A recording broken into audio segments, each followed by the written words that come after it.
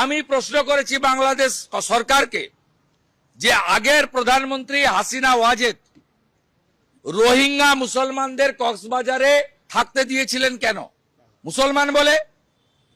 তাহলে ওপারে 2 কোটি হিন্দু আছে, তারা মার খাবে, পুড়িয়ে দেবেন যুবক ছেলেগুলোকে। এইটুকুটুকু বাচ্চা, তরতাজা সুন্দর সুন্দর যুবক ছেলে, তাদেরকে পুড়িয়ে মারবেন। আর এপারের 100 কোটি হিন্দু বসে বসে দেখবে। এই জিনিস হতে পারে না, হর হর মহাদেব। হতে পারে না। আমি আপনাকে বললাম, খালা মমতা যত প্রাচীর করে পুলিশ করে রাখুক, ব্যবস্থা যদি না নেয়, নতুন বছরে এই সব গুলোকে তুলে ফেলে দেব।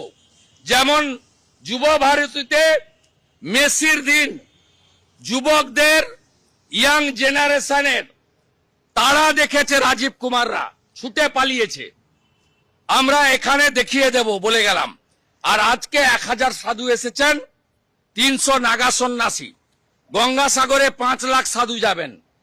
গঙ্গাসাগরে স্নান করে ফেরার পরে আমি সব সাধুকে বাবুঘাট থেকে তাদেরকে পথ দেখিয়ে এখানে নিয়ে আসব। কলকাতা পুলিশের কত ক্ষমতা আছে মনোজ বার্মার, ওই দিন দেখা হবে।